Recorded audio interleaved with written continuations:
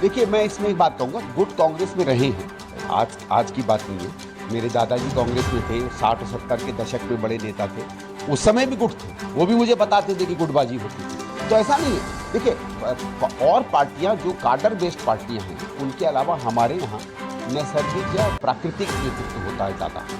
क्षेत्रीय नेतृत्व होता है, समाज का होता है, मुद्दों का होता है, मेहनत का होता है, कई तरीके के कांग्रेस में नेतृत्व होते हैं। और जब होते हैं, क्योंकि कार्डर बेस्ड पार्टी नहीं है, तो एक आपस में थोड़ा बहुत जद्दोजहद चलती है पार्टी में पोजीशन लेने की या जगह लेने की, अपने लोगों को सीटें दिलवाने की। ये और पार्टियों के चरित्र से हमारे पार्टी में अलग है।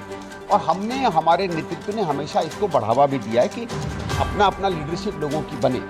जब लीडरशिप बनती है, ज़्यादा लीडर होते, तो थोड़ा उनमें इस तरीके की खिंचाव होता है। तो हम ये नहीं कहेंगे कि कोई भी चुनाव ऐसे हुआ हो जहाँ सब 100% एक साथ हुए हैं, लेकिन एक बैलेंस होता है। एक होता है हम अपने हित के लिए, अपने कार्यकर्ताओं के हित के लिए, अपने समर्थकों के हित के लिए लड़ें, उनके लिए जगह लें, उनको टिकट दें। लेकिन एक होता है कि जब हमारे हित, अपने लोगों की लड़ाई में हम ऐसे लोगों को टिकट देने लगे जो शायद डिजर्व नहीं करते या जीत नहीं सकते, ऐसे चेहरों को सामने लाए जिनका जनता में बहुत ज़्यादा स्वीकार्यता ना हो, ऐसी चीज़ों को बार बार कहने लगे कि जिसमें बाकी लोग पूरे के पूरे चुनाव में ना जुड़ पाएँ, अलग हो जाएं, तो फिर पार्टी को नुकसान होता है।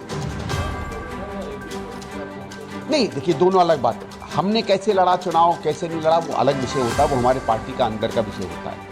लेकिन ईवीएम पर जो सवाल उठ रहे हैं, गिनती के समय जो सवाल उठे, आधे % वोट पर इतनी ज़्यादा सीटों का अंतर हो जाना, सामान्यता तो देखिए, आप एक चीज़ देखिए, इस चुनाव में ये हुआ है कि जहाँ जहाँ कांग्रेस जीती वो ज़्यादा मतों से जीती, और जहाँ जहाँ भारतीय जनता पार्टी जीती वो कम मतों से जीती। और तभी आधे % में 20% से ज़्यादा सीटों का अंतर तभी हो सकता है। सामान्यतः ये देखा गया, अगर आप लोकसभा में देखिए या और जगहों पे देखिए, कि ज़्यादातर बीजेपी जहाँ जीतती थी बड़े मार्जिन से जीतती थी, और कांग्रेस या हमारे समर्थक दल जब जीतते थे तो कम मार्जिन में जीता करते थे। तो हरियाणा में ये कहानी पलट कैसे गई, और इसके हम लोगों को संदेह होता है। क्योंकि देखिए, ईवीएम ऐसा तो है नहीं कि कोई 5 लाख से जीत रहा है तो उसको हरवा देगा।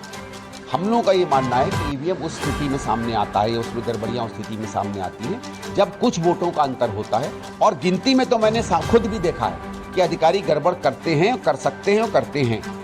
तो इसीलिए ये संदेह पैदा होता है कि इस तरीके का कैसे बदलाव आ गया। और देखिए, एक और है, आप एग्जिट पोल्स को माने या ना माने, एग्जिट पोल्स में कुछ तो एक सत्य होता है। सारे पोल एक तरफ बताते, ऐसे ऐसे टीवी चैनल जो मतलब अगर प्रधानमंत्री सवेरे को रात कह दें तो वो दिन भर कहते फिरते हैं कि रात है, वैसे टीवी चैनल भी कांग्रेस को जिता रहे थे।